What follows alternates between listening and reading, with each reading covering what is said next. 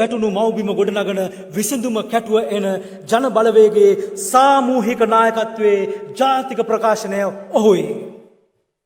ගෞරවනීය අපේ හාමුදුරන් වහන්සේලාගෙන් පියතුමන්ලාගෙන් මවුලවිතුමන්ලාගෙන් කුරුක්කල්තුමන්ලාගෙන් අවසරයි. වේදිකාවේ ඉන්න ජාතික ජනබලවේගයේ විධායක සභාව නියෝජනය කරන ආදරණීය සහෝදරවරුන් සහෝදරියන්ගෙන් මේ අවස්ථාවට සහභාගී වෙලා ඉන්න තමුන්නාන්සලා සියලු දෙනාගෙනුත් අවසරයි. අපි දන්නවා මෙතන මීට පෙර අපිත් එක්ක ක්‍රියාකාරීව වැඩ කරපු අපිට ඡන්දේ ප්‍රකාශ කරපු බොහෝ අය මෙතන ඉන්නවා. ඒ වගේම මීට පෙර වෙනත් දේශපාලන පක්ෂත් එක්ක ක්‍රියාකාරීව වැඩ කරපු ඡන්දේ ප්‍රකාශ කරපු බොහෝ අයත් මෙතන ඉන්නවා. අපි සියලු දෙනාම සහෝදරත්වයෙන් පිළිගන්නවා. ඔබ අපට සවන් දෙන්න, අපිත් එක්ක කතා බහ කරන්න. මේ විනාශකාරී දේශපාලන ගමනක මඟ වෙනස් කිරීම සඳහා ඒක රාස් වීම පිළිබඳව. ඒ මොකද අද අපේ රටත් එහි වෙසෙන ජනතාවත් අතිශයම විනාශකාරී අත්දැකීම් වලට මුහුණ දෙමින් තිබෙනවා. දශක ගණනාවක් මුළුල්ලේ අනුගමනය කරන ලද ආර්ථික සහ දේශපාලන ප්‍රතිපත්තිය රටකට විය හැකි, ජනතාවකට විය හැකි සියලුම පන්නේ විනාශයන් අත්පත් කොට දී හමාරයි. ඔබ දන්නවා ආර්ථික ශාස්ත්‍රයේ බැලුවොත් අතිශය විනාශකාරී අන්තයකට අපේ ආර්ථිකය ගමන් කොට තිබෙනවා. විශාල භාණ්ඩ හිගයක් මතුවලා තිබෙනවා. භාණ්ඩවල මිල ඉහළ ගොස් තිබෙනවා. කන්ටේනර් 1500කට වඩා වැඩි ප්‍රමාණයක් අත්‍යවශ්‍ය භාණ්ඩ වරායි හිර වෙලා තිබෙනවා. එළඹෙන ණයවාරිකයන් ගෙවාගත හැකිද නොහැකිද කියලා අඩමානයකට අවිල්ලා තිබෙනවා. සාමාන්‍ය ජනතාවගේ ජන ජීවිතය ඉතාමත් ගැඹුරු අර්බුදකාරී ගැටලු ගණනාවකට යොමු කොට තිබෙනවා. ජනතාවගේ ජීවිතය උසස් කරන්න බැරි, රටේ ආර්ථිකය ශක්තිමත් කරන්න බැරි ආර්ථික සහ දේශපාලන ගමන් මගක ඇති ඵලය කුමක්? අප ඉදිරියේ අද මේ පෙන්눔 කරමින් තිබෙන්නේ දශක ගණනාවක් තිස්සේ මේ අනුගමනය කරන ලබන ආර්ථික සහ දේශපාලන ප්‍රතිපත්තියේ භයානක සහ ඒ විනාශකාරීත්වයයි. ඔබ දන්නවා මේ දේශපාලනයේ මෙතෙක් මේ සාම්ප්‍රදායික දේශපාලන ගමන් මගට අපේ රට වෙනස් කළ හැකිද? අප තමන්ගේ අත්දැකීම් තුලිනුත් තමන්ගේ ජීවිත තුලිනුත් අද සපත කොට අපිට ඔප්පු කොට හමාරයි. මේ පැරණි සාම්ප්‍රදායික දේශපාලන ගමන් මගට අපේ රට ඉදිරියට ගෙන යන හැකි බව. කාට හෝ කුඩා හෝ විශ්වාසයක් තිබේද? යලි පැරණි අසාර්ථක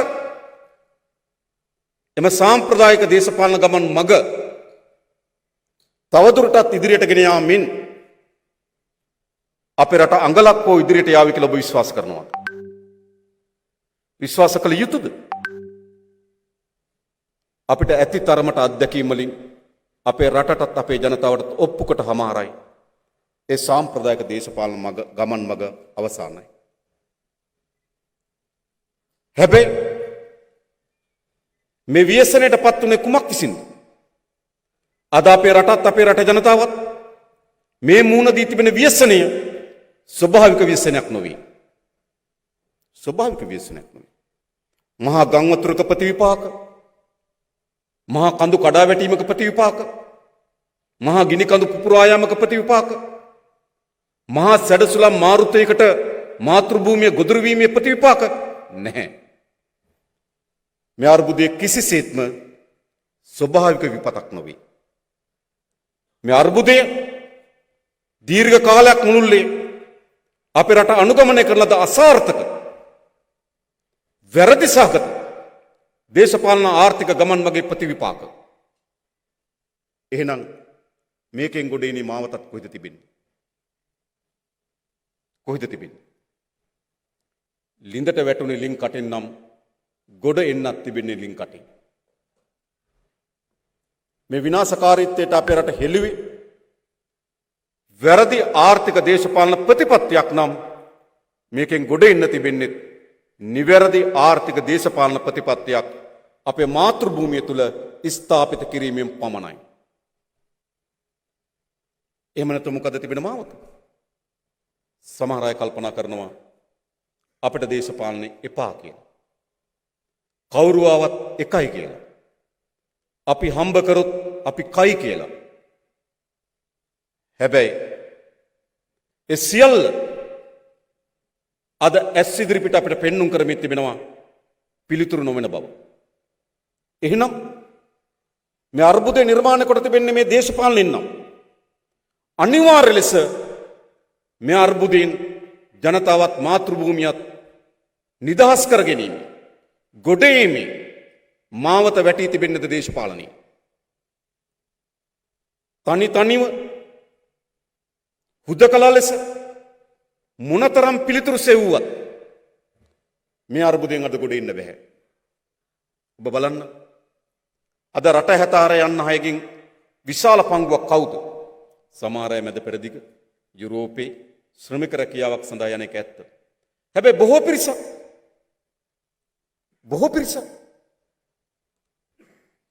යම් ආදාය මාර්ගයක් තිබෙන අපේ රටේ තරමට හොඳ නිවසක් තිබෙන හොඳ වාහනයක් තිබෙන හොඳ සමාජ පසුබිමක් තිබෙන තමන්ට යම් වෘත්තීමේ ගරුත්වය සහිත රැකියාවක් තිබෙන ජීවත් වීමට සරිලන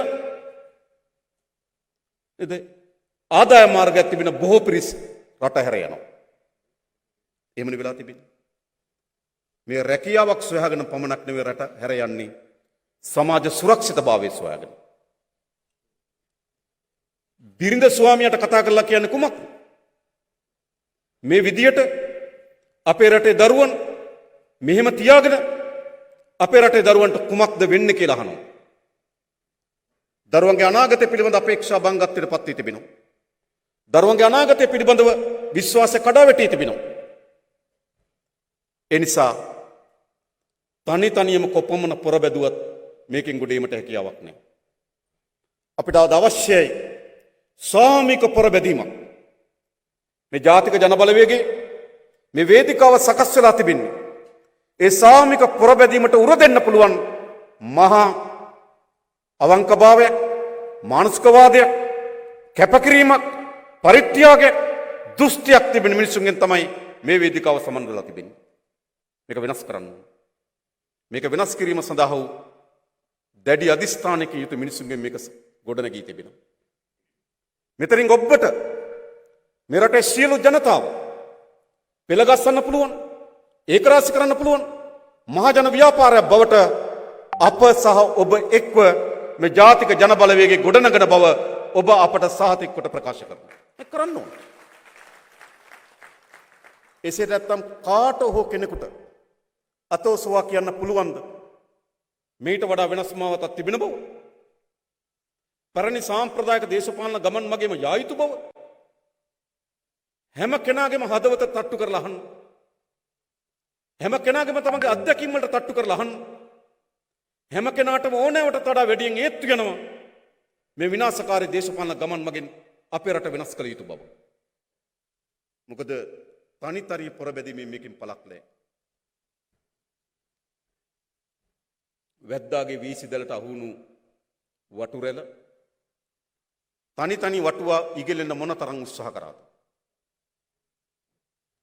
තනිය වටුවා ඉගෙලෙන්න මොන තරම් උත්සාහ කරත් එම දැලින් ගැලවී යාමට උන්ට හැකියාවක් ලැබුණේ නැහැ. හැබැයි අවසානයේදී එතන හිටපු බෝධිසත්ව වටුවාණන් කියනවා නැහැ. තනි තනියම ඉගිලී යාමට මොනතරම් පොරබැදුවක් පළක් නැහැ. අපි මේ දඩයක් කරුවාගේ දැලෙන් නිදහස් වෙන්න නම් අපි සාමූහික පොරබදන්න ඕන. ඒම තමයි අද අපට තිබෙන්නේ. තනි තනියම නෙවෙයි. අපි සාමූහික ප්‍රයත්නයක යෙදෙමු. අපේ රටත් අපේ රටේ ජනතාවත් මේට වඩා සංවර්ධනයක් වූ රටක අපේක්ෂාවන් පිරුණු රටක සහෝදරත්වයෙන් සමගියෙන් ජීවත් වීම සඳහා අවශ්‍ය වෙන ව්‍යාපාරය ගොඩනගමු. ඒ සඳහා සහතික වශයෙන් අපි බලය අත්පත් කරගමු. අපි එකක් කියන්නේ ලෑස්ති. අපි එකක් කියන්නේ ලෑස්ති. අපි සූදානම් මේ රට බාර ගන්න. ඒ වගේම අපි සූදානම් මේ රට හදන්න. ඒ පිළිබඳ අවංක සත් උවමනාවක් තිබෙනවා අපිට. මේ වේදිකාවේ ඉන්න කිසිවෙක්, මෙතෙන්ට සහභාගී වී ඉන්න ඔබ කිසිවෙක් තනි පෞද්ගලික උවමනාවක් මත මෙතෙන් සහභාගී වුණා නෙවෙයි. අපි හැම කෙනාම එකට ගැටගසන හූයක් තිබෙනවා. අපි හැම කෙනාම එකට ගැටගසන දම්වැලක් තිබෙනවා. ඒ දම්වැල තමයි මේ රට බාර ගන්න සූදානම්, මේ රට ගොඩනගන්න සූදානම්.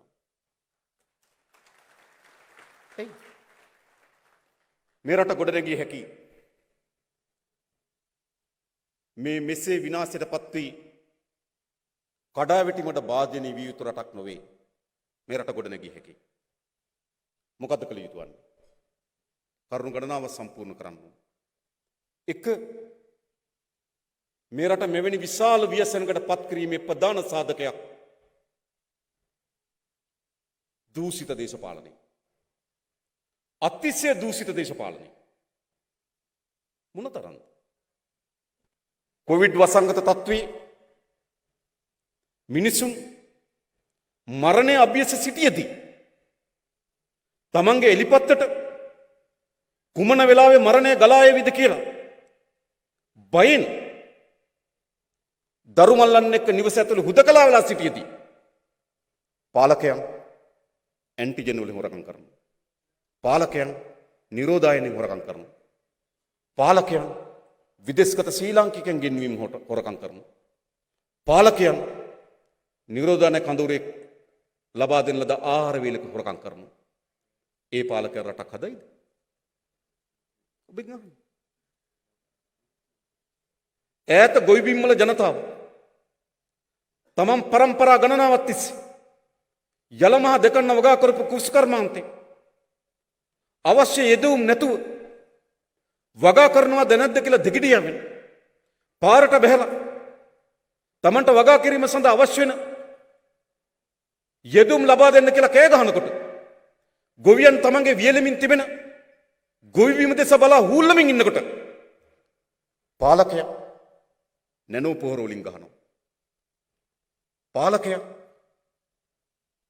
චීන පොහොර වලින් ගහනවා. මේම පාලක රටක් හදයිද? නැහැ. මේ රට මෙතරම් අර්බුදයකට ප්‍රපාතයකට හැලීම සඳහා ප්‍රධාන සාධකයක් මේ දූෂිත දේශපාලනය. අපේ හිටපු විගණකාධිපතිතුමා ඉන්නේ. එතුමා ඕනෑවටත් වඩා වැඩියෙන් විගණනය කරලා ඇති මේ දූෂණයේ බර සහ ප්‍රමාණය. කෝප් කමිටු හිටපු සභාපති අපේ හඳුන්වන සහෝදරයෙක් ඉන්නවා. ඒ වසර කීපය තුල මේ දූෂණය වෙලාගෙන තිබෙන ප්‍රමාණය පිළිබඳව ඇතිතරම් දත්ත තොරතුරු ඉදිරිපත් කොට තිබෙනවා. ඔබ කිසියෙක් හෝ කල්පනා කරනවද මේ දූෂිත දේශපාලනයත් එක්ක අපේ රට ගොඩනගිය හැකි කියලා? දූෂණය කියලා කියන්නේ ඒ වෙලාවේ සිද්ධ වෙන අල්ලස පමණක් නොවේ. ඒ දූෂණය විසින් ඇති කරන ලදම ව්‍යාපෘතිය අපිට බරව කකුලක් වගේ බරයි. මත්තල ගුවන්තොටුපොළ බරව කකුලක් වගේ බරයි. එහෙම වෙලා තිබෙනවා. දූෂිතභාවය කියන්නේ ඒ මොහොතේ සිද්ධ වෙන අල්ලස පමණක් නොවේ.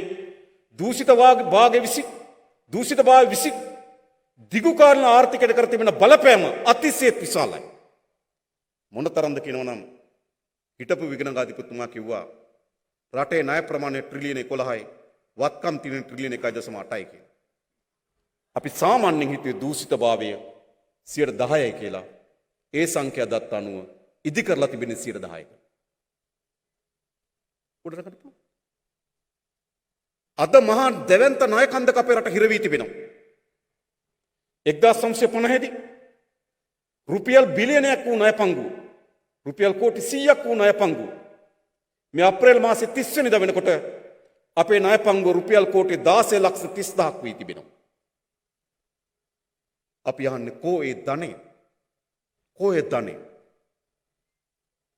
පාලනය කරපු පාලකයන්ට පෙන්වන්න පුළුවන්ද?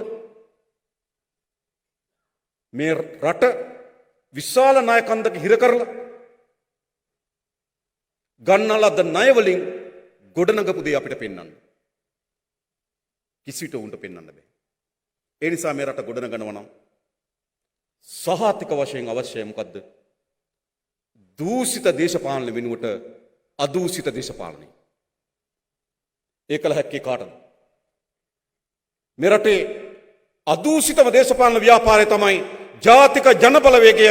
අපි මේ රට දූෂණභාවයෙන් මුදවා ගන්නවා. මේ දූෂිතභාවයෙන් මුදවා ගන්නවා. ඒ විතරක් නෙවෙයි. බොහෝ ජනතාව අපේක්ෂා කරනවා මේ දූෂණයට පරීක්ෂා කළ යුතු බවත්, මේ දූෂණයට දඬුවම් ලබා දිය යුතු බවත්, ඒ දේපල යලි පවරාගත යුතු බවත් සහතික වශයෙන් ඒ කල හැකි වන්නේ ජාතික ජනබලවේගයේ පාලනයකට පමණයි. අපි ඒක කරනවා. එහෙම නැත්නම් මේ රට හදන්න බෑ. දෙක, මේ රට ගොඩනැගීම සඳහා සාමූහික ප්‍රයත්නයක් අවශ්‍යයි. මේ රට ගොඩනැගී හැකි වන්නේ පාලන බලය අරගෙන ඔහේ ඇදිපිටුවක වාඩි වෙලා කකුල් දෙක සොලවා සිටීමෙන් නෙවෙයි. මොකද එහෙම ගොඩ ගන්න පුළුවන් රටක් නෙවෙයි මේක. ආර්ථික සමාජීය වශයෙන් විශාල ලෙස බිඳ වැටුණු රාජ්‍යයක් ගොඩනැගී හැකි වන්නේ සාමික ප්‍රයත්නයකින්. මොනතරම් අපේ රටේ ජනතාව තනි පුද්ගලයන් පස්සේ දුවගෙන ගියාද? දියසෙන් කුමාරය හොයාගෙන කොච්චර ගියාද? තනි පුද්ගලයන්ට මේ රට ගොඩ ගන්න බෑ. අපි හැමදාමත් කියනවා රටක් ගොඩනැගීම තනි පුද්ගලයෙක්ගේ ඉන්ද්‍රජාලික ක්‍රියාවක් නොවේ.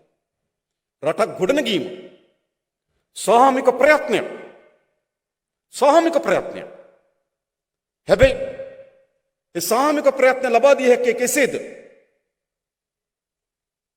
අපි දැක්ක ඕගොල්ලෝ පසුගිය ජනාධිපතිවරණ මහාචන්දිත මේ රට ගොඩනැගීම පිළිබඳ විශාල අපේක්ෂාවන් සහ බලාපොරොත්තු සහිතව මාස 2-3 වැඩ කරලා පඩි එකතු කරලා චාටර් ෆ්ලයිට් එකක් අරන් ආව කතරයක් ගහලා යන්න රට ගොඩනගන්න. චිත්‍රය ඇඳපු දරුවෝ විශාල බලාපොරොත්තු සහිත පාරේ චිත්‍රය ඇඳලා රට ගොඩනගන්න. තරුණයන් කුඹුරට බහලා පුරන් කුඹුරු අස්සක් දෙව්වා රට ගොඩනගන්න. ඇන්ටන් චෙකොව් කියනවා මිනිසා වඩාත් හොඳ මිනිසෙක් කළ හැකි වන්නේ ඔහුගේ යථා තත්ත්වය ඔහුට පෙන්눔 කිරීමෙන් කියලා. මිනිසා ස්වභාවිකව හොරෙක් නෙවෙයි. මිනිසා ස්වභාවිකව දූෂිතෙක් නෙවෙයි. මිනිසා ස්වභාවිකව පීඩකෙක් නෙවෙයි. මිනිසා ස්වභාවිකව සෞම්‍යයි. මිනිසා ස්වභාවිකව අපේක්ෂා සහගතයි. මිනිසා ස්වභාවිකව ප්‍රභාස්වරයි. හැබැයි ඒ මිනිසා මේ ව්‍යසනට අද දැම්මේ කවුද? තනි පෞද්ගලික පරමාර්ථම් වෙනින් දුවන සමාජය. ඒ සමාජය තුලේ මිනිසා දූෂිතයි. ඒ සමාජය තුලේ මිනිසා වංචනිකයි. ඒ සමාජය තුලේ මිනිසා පීඩකයි. එහෙනම් අපි කරන්න ඕන මිනිසාගේ යථා ස්වභාවය තව තවත් මිනිසාට ඒත්තු ගැන්වීම. එයයි සමාජයේ සාමික කිරීමේ පදනම. අප විශ්වාස කරනවා මේ සමාජයේ සාමික කළ හැකි. සාමික කළ හැකි වන්නේ දේශපාලන උඩුමහලේ සිට බිමට බහින්න ඕන. අද අපේ රටේ දේශපාලන කියලා කියන්නේ අතිශය වරප්‍රසාදලත් තනතුරක්. ඔව් අපේ රටේ නීතියට යටත් නැහැ. නීතියට යටත්?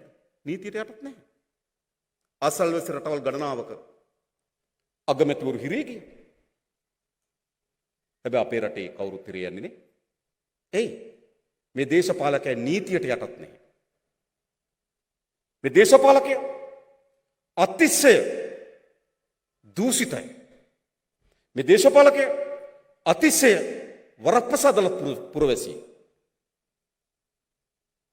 ඒ නිසා මේ දේශපාලකයා උඩුමහලේ සිට බිමට බස්සන්න ඕන. බස්සලා පොදු ජනයාත් එක්ක උරෙන් උර ගැටි සමානව ඉඳගෙන සම කොටස්කරුවන් ලෙස මේ සමාජය ගොඩනගන ක්‍රියාකාරකයෙක් බවට පත් කරන්න ඕන. එහෙම නැතුව දේශපාලකයා උඩුමහලේ ඉඳලා පුරවැසියන්ට කියන්න බෑ සාහමික විමු කියලා. දේශපාලන වරප්‍රසාදලත් තනතුරක් වෙලා දේශපාලන නීතියට වඩා උඩින් ඉන්න තනතුරක් වෙලා රට ගොඩනගමු කියන්න බෑ. රට ගොඩනැගිය හැකි වන්නේ අපි හැමදෙනාම දේශපාලකයෙක් හැටියට මට පැවරී තිබෙන කාර්යභාරය, වෘත්තිකයෙක් හැටියට ඔබට පැවරී තිබෙන කාර්යභාරය, ව්‍යවසායකයෙක් හැටියට ඔබට පැවරී තිබෙන කාර්යභාරය, ගොවිතැනේ යෙදෙන ගොවි ජනතාව, දීවර රස්සාවේ යෙදෙන දීවරය, තරුණ ව්‍යවසායකය ඔවුන්ට පැවරී තිබෙන කාර්යභාරය සාමිකව යොදවන්න ඕන. එසේ නැතුව උඩ ඉන්න වරප්‍රසාදලත් තනතුරක් නෙවෙයි දේශපාලනය. නිසා එතනින් බිමට බස්සන්න ඕන. ගොඩක් ඒවා පිය නැති කරන්න ඕන. විශ්‍රාම වැටු, ඇමතුරුන්ගේ නිල නිවාස නේද? හිටපු ජනාධිපතිතුරු බලා ගන්න එක, හිටපු ජනාධිපතිතුරුගේ මන්දිර සියල්ල අවලංගු කරන්න ඕන. අහෝසි කරන්න ඕන.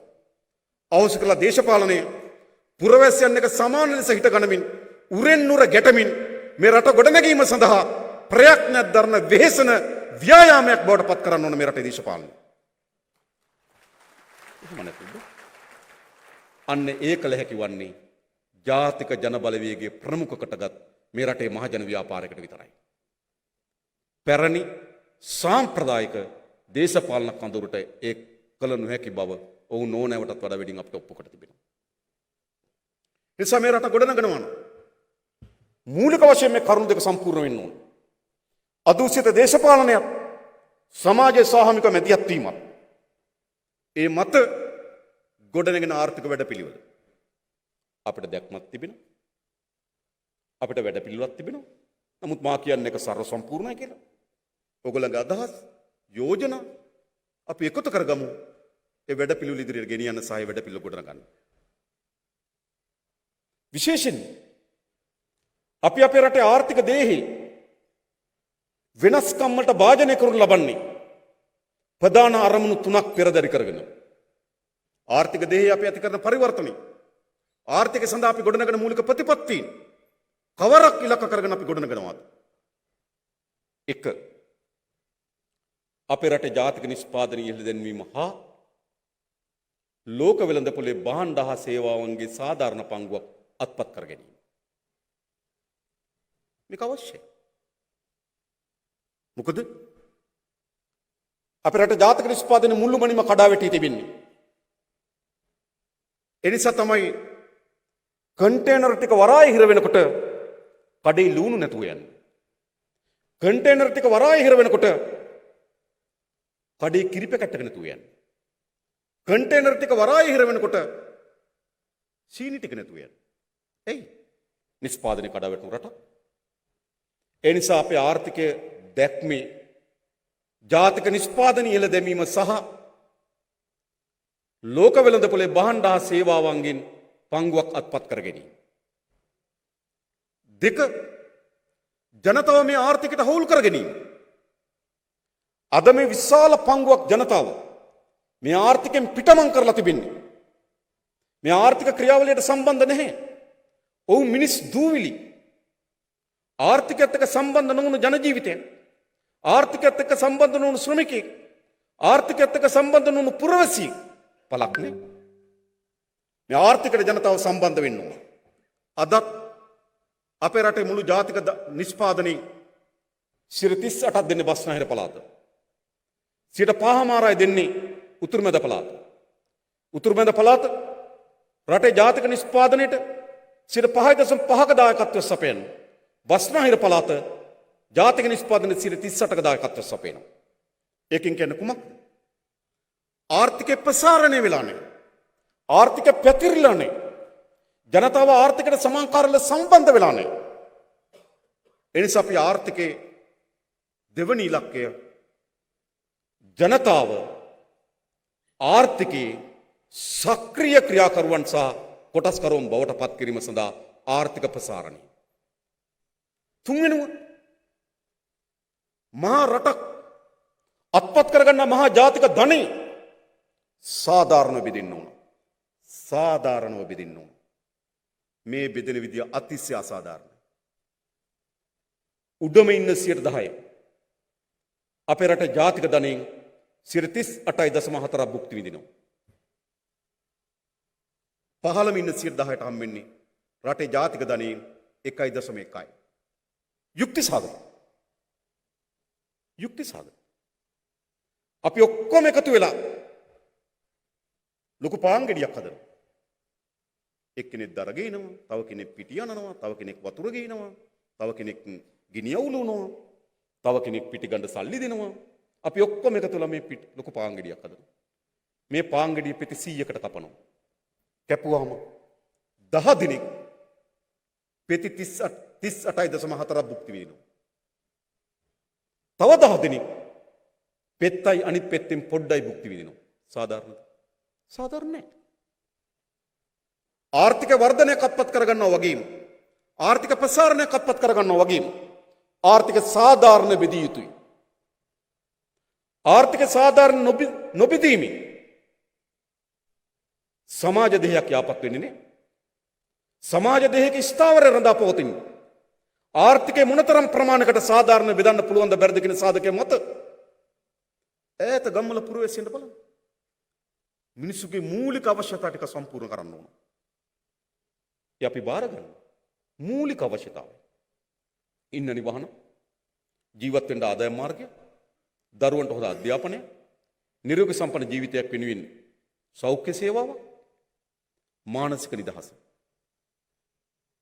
මේ මූලික කරුණු පහද පුරවැසියන් කී දෙනෙකුට තියෙනවද? ඈත ග්‍රාමීය ජනතාවගේ ජන ජීවිතය ඔබ ගිහිල්ලා බලන්න. ඔවුන්ට තිබෙනවාද? ඉන්න නිවහන, ආදායම් මාර්ගය, නිරෝගී සම්පන්න ජීවිතය, දරුවන්ට අධ්‍යාපනය, මානසික නිදහස කිසිවක් නැහැ. ඔවුන් මිනිසුන් නෙවෙයි. එනිසා මේ කරුණු තුන අපි පාදක කරගන්න. මේ රටේ ආර්ථික පදනම හදන්න. ඊළඟ ආර්ථික සංවර්ධනයේදී ලෝකේ ඕනෑම රටක්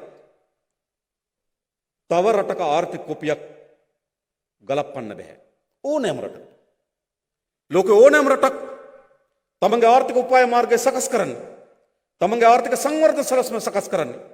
ප්‍රධාන සාධක ගණනාවක් මත එක පිහිටීම.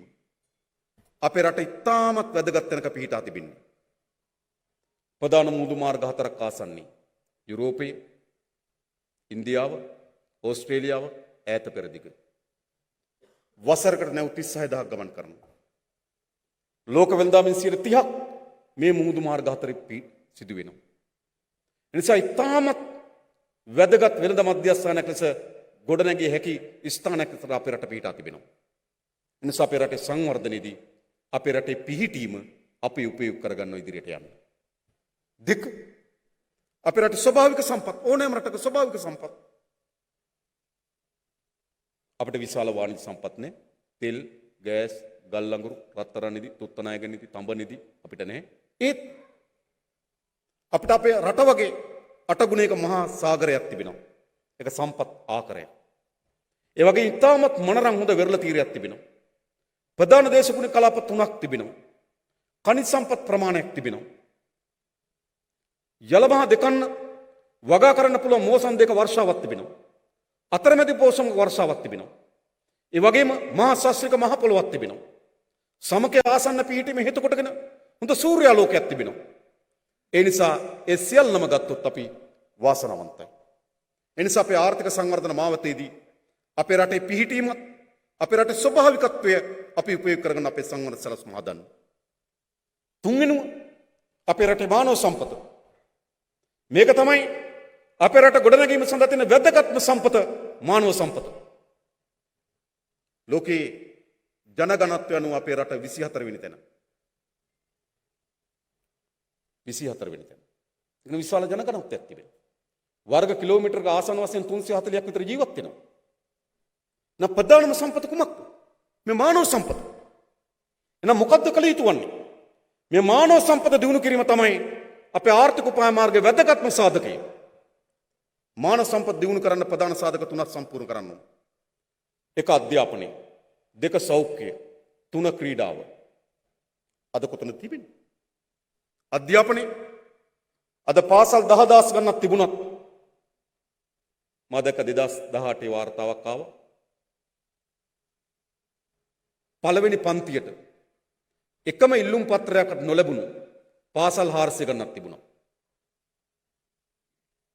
පළවෙනි පන්තියට ඉල්ලුම් පත්‍ර 10ට වඩා අඩුවෙන් ලැබුණු පාසල් 1000කට වඩා තිබුණා. පළවෙනි පන්තියට ඉල්ලුම් පත්‍ර 96000ක් ලැබුණු ඉස්කෝල 36ක් තිබුණා. පාසල් 36කට ඉල්ලුම් පත්‍ර 96000ක් එනවා. පාසල් 400කට විතර එක ඉල්ලුම් පත්‍රයක්වත් ඉන්නේ නැහැ. දැන් මේ පාසල් පද්ධතිය ඇති වී තිබෙන විෂමතාවය සහද අධ්‍යාපනයේ දෙමව්පියන්ට සහ දරුවන්ට බරක් වී තිබීම අද අපේ රටේ අධ්‍යාපන විශාල වියවුලක් නිර්මාණය කරලා තිබෙනවා. පළවෙනි පන්තියට 3,30,000 පළවෙනි පන්තියට ඇතුළත් වෙනවා. 10 විභාග ලියන්න කලින් ළමයි 30000ක් පාසල හැර යනවා. ආසන්න වශයෙන් ගත්තොත් වසරකට ළමයි 30000ක් පාසල ඇත්තර යනවා. ඒ කියන්නේ 9%. පළවෙනි පන්තියට ඇතුළත් වෙන දරුවන්ගෙන් 9%. 10 විභාග ලියන්නේ නේ. අපේ රටේ මත්ද්‍රව්‍යවලට ඇබ්බැහුවන්ගෙන් 70%කට වඩා වැඩි ප්‍රමාණයක් සාමාන්‍ය පෙළ දක්වා ඉගෙනගෙන නැහැ. අපේ රටේ සිරගතු වුවන්ගෙන් 70%කට වඩා වැඩි ප්‍රමාණයක් සාමාන්‍ය පෙළ දක්වා ඉගෙනගෙන නැහැ. අපේ රටේ දුප්පත්කමයි නූගත් භාවය අතර සම්බන්ධයක් තිබෙනවා. මොකද්ද වෙලා තිබෙන්නේ? දුප්පත්කමට සමාජ අපරාධවලට අධ්‍යාපන ප්‍රධාන හේතුවක් බවට පත් වී තිබෙනවා. එනිසා අපේ සංවර්ධනයේ ප්‍රධානම බරක් අපිට තිබන්නේ අධ්‍යාපනය. නැනවත් මිනිසෙක්. ඊළඟ සෞඛ්‍ය නිරෝගී සම්පන්න මිනිසෙක්. ක්‍රීඩාව ධෛර්ය සම්පන්න මිනිසෙක්. ශ්‍රී ලාංකික පුරවැසියා නැනවත් පුරවැසියෙක්, නිරෝගීමත් පුරවැසියෙක්, කාර්යශූර ධෛර්ය සම්පන්න පුරවැසියෙකුට අපි ගොඩනගනවා. එනිසා ලෝකේ ඉතාමත් දියුණුම මානව සම්පත මේ ශ්‍රී ලංකා භූමියෙන් ගොඩනැගීම තමයි අපේ අපේක්ෂාව. ඒ යුතු කළ හැකි කියන දැඩි විශ්වාසයක් අපිට තිබෙනවා. ඊළඟ ලෝකේ අපි හුදකලා වෙලා නෙවෙයි තිබෙන්නේ. ලෝකයේ අද විවිධ ආකාරයෙන් ගැට ගැහිලා තිබෙනවා. ලෝකේ sannivedanayen කිට්ටු වෙලා තිබෙනවා. ලෝකේ ප්‍රවාහණයෙන් කිට්ටු වෙලා තිබෙනවා. ලෝකේ ගමනාගමනයෙන් එකට බැඳිලා තිබෙනවා. ලෝක වෙළඳපොළෙන් එකට ගැට ගැහිලා තිබෙනවා. කවුරු හරි කල්පනා කරනවා නම් ලෝකෙන් මිතෙන් වූ රාජ්‍යයක් නිර්මාණය කරන්න ඔහු අයිති වෙන්නේ පැරණි පුරාණ 1800 ගණන් වලට. ඊටත් එහාට. අද අපි කාටවත් ලෝකෙන් මිතෙන් වුණු, ලෝකෙන් නිවත් වුණු, ලෝකෙන් හුදකලා වූ රාජ්‍යයක් හෝ ආර්ථිකයක් නිර්මාණය කරන්න බෑ. හැබැයි අපි දන්නවා ලෝක දේශපාලනේ විවිධ බල කඳවුරු නිර්මාණය වී තිබෙනවා. ආර්ථික ගැටුම් තිබෙනවා. ආර්ථික තරංගයක් නිර්මාණය වී තිබෙනවා. වෙළඳපොළ බෙදා ගැනීම සඳහා, සම්පත් බෙදා ගැනීම සඳහා තරගයක් නිර්මාණය වී තිබෙනවා. අන්නේ තරගය ඇතුලේ ලංකාව පිහිටන්නේ කොතනද? දශක ගණනාවක් තිස්සේ අපේ රටේ මේ පාලකයන් අනුගමනය කළද විදේශ ප්‍රතිපත්තිය වැරදි. අපි එක් එක් රටවල ගුලට ඇතුල් වෙලා තිබෙන්නේ. ගුලට ඇතුල් වෙලා තිබෙන්නේ. ඒක තමයි චීනට හම්බන්තොට වරාය දීපුවහම ඉන්දියාව ඉල්ලන්නේ නැගෙනහිර වරාය, ඇමරිකාව ඉල්ලන්නේ කරවල පිටිය බලාගාරය. වැරදි ආර්ථික සහ විදේශ ප්‍රතිපත්ති.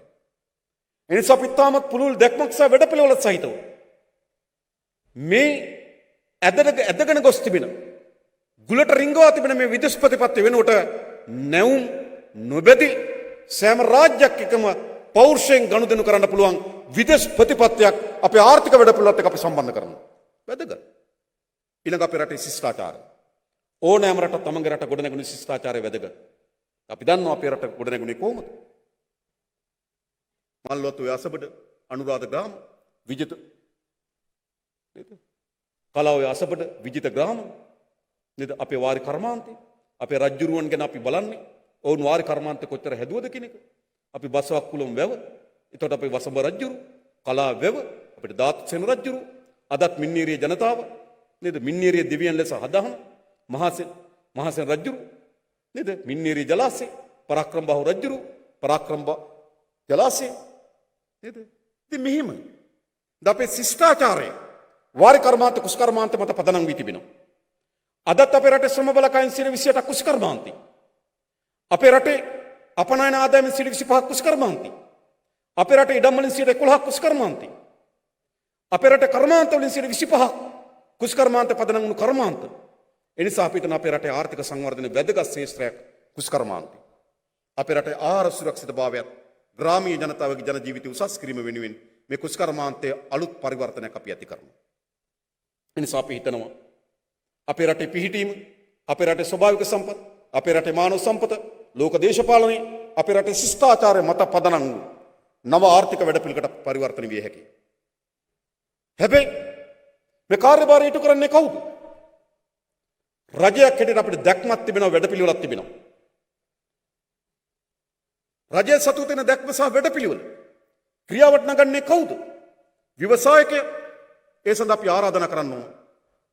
රජය තමයි ඉලක්ක හදන්නේ. අපේ කිරි නිෂ්පාදන අපි මෙතෙන්ට ගෙනිනවා. අපේ ඉදිකිරින් කර්මාන්ත අපි මෙතෙන්ට ගෙනවනවා.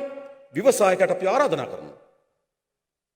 රජය විසින් හදන ලද ඉලක්ක සහගත වැඩපිළිවෙලට ව්‍යාපාරික ව්‍යවසායක කර්මාන්තකරුවෝ අපි ආරාධනා කරනවා. අද කර්මාන්තකරුවන්ට සිදු වී තිබෙන්නේ කුමක්ද? අද කර්මාන්තකරුවන්ට හෙට ආර්ථිකය සිද්ධ වෙන්නේ මොකද්ද කියලා දන්නේ නැහැ. ආර්ථිකේ කවර චලනයක් සිද්ධ වෙයිද කියලා අවබෝධයක් නැහැ. ඒ නිසා අලුත් ව්‍යාපෘතියකට අත ගහන්නේ නැහැ. අලුත් කර්මාන්තශාලාවකට අත ගහන්නේ නැහැ. අත ගහන්න කලින් මොකද කරන්නේ? ඥානක් හම්බෙන්න යනවා. ඒ අය තමයි තීරණය කරන්නේ. එයි සැකේ අවිශ්වාසය. හැබැයි රජය විසින් හදන ආර්ථික දැක්මකට, රජය විසින් හදන ආර්ථික ක්‍රියාවලියකට, මධ්‍යගත සැලසුම් ක්‍රියාවලියකට අපේ රටේ ව්‍යවසායකය, තරුණ ව්‍යවසායකය, වෘත්තීයවේදිය, ගෝවිය, කම්කරුවා, දේශපාලනී, රාජ්‍ය සේවය මේ සියල්ල ඒකාබද්ධව මෙහෙවනවා. අවුරුදු 5-6ක් මේ දැක්ම සහිත මේ රට මෙහෙවුවොත් සහතික වශයෙන් අපේ රට ඉතාම ශක්තිමත් ආර්ථික සහිත රටක් බවට පරිවර්තනය කළ හැකියි. කිසිදු පුරවැසියෙක් ඡන්දපොළට ගිහලා කතරයක් ගෙවෙන්නේ අපේ රටේ ජාතික සම්පත් විකුණන්න කියලා. කිසිදු පුරවැසියෙක් ඡන්දපොළට ගිහලා කතරයක් ගෙවෙන්නේ නේද? අපේ රට මේ තරම් විනාශකාරීත්වයට ඇදගෙන යන්න කියලා. හැම පුරවැසියම කතර ගෙවි යහපත් අපේක්ෂාවෙන්, යහපත් බලාපොරොත්තු වලින්. හැබැයි මොකද සිදු වී තිබෙන්නේ? ඡන්දදායකයට පුරවැසියට තිබුණු අපේක්ෂාව, පුරවැසියට තිබුණු බලාපොරොත්තුව, පුරවැසියට තිබුණු සුබ සිහිනයක් වෙනුවට පාලකයට වෙන සිහිනයක් තිබුණා. ඕකට තිබුණ ඔහුගේ පවුල නේද? පඩිපෙළ හැටියට තියන්න ඊළඟ නේද? මේ දශකේ මෙයා, ඊළඟ දශකේ මෙයා, ඊළඟ දශකේ මුණුබුරාවල් දක්වා පෙළ ගස්සන්න. පාලකයාගේ වුමනාව. පාලකයාගේ වුමනාව බවට පත් උනේ රටේ ජාතික සම්පත් විශාල ප්‍රමාණයක් තමන්ට එක්රැස් කරගන්න. පාලකයාගේ වුමනාවට බවට පත් උනේ අතිශය මජර කෑදර ජීවිතයක් ගත කරන්න. පුරවැසියාගේ අපේක්ෂාව සහ පාලකයාගේ අපේක්ෂාව දෙකක් වුණා. හැබැයි අපි ගොඩනගමු පුරවැසියාගේ අපේක්ෂාවත් පාලකයාගේ අපේක්ෂාවත් සමපාත වෙන පාලනය. ඒ ගොඩනැගිය හැකි වන්නේ මේ රටේ සියලු දෙනා ඒක රාශි කරගත හැකි මහජන ව්‍යාපාරයක් ගොඩනැගීමෙන් විතරයි. ජාතික ජන බලවේගය අපි අද අපේ ජාතික විධායක සභාව අපි හඳුන්වා දෙනවා. විශ්වවිද්‍යාල ආචාර්යවරු, වෘත්තීයවේදීන්, සාහිත්‍යදරයන්, කර්මාන්තකරුවන් මේ රට ගොඩනැගීම සඳහා දායකත්ව සැපිය හැකි සියලු කණ්ඩායම් ඒක රාශි කරලා තිබෙනවා. අපි මෙතන එක්රැස් වී සිටින ඔබට ආරාධනා කරන්නේ අපි හැමදෙනාම තමන්ගේ ශේෂ්ත්‍රය තුළ, තමන්ගේ ගම ඇතුලේ, තමන් නියෝජනය කර ප්‍රජාව ඇතුලේ මේ වැඩ කටයුත්තට උර දෙමු. සහතික වශයෙන් මේ රට වෙනස් කරන්න පුළුවන්. එනිසා මේ රට වෙනස් කිරීමේ දේශපාලනය, අලුත් මාවතකට හැරවීමේ දේශපාලනය, මෙතෙක් ගමන් කරමින් තිබුණු විනාශකාරීත්වයේ මාවත, අවුරුදු 70ක් ගමන් කරමින් තිබුණු විනාශකාරීත්වයේ මාවත වෙනුවට විසඳුමේ මාවත තෝරාගමු. මෙය තමයි විසඳුමේ මාවත. ඒ වෙනුවෙන් සියලු දෙනා එකතු වෙමු. ධෛර්ය සම්පන්නව ඉදිරියට එමු කියලා ආරාධනා කරමින් මම නතර වෙනවා. බොහොම ස්තුතියි හැම දිනාටම ජය වේවා කියලා ප්‍රාර්ථනා කරනවා.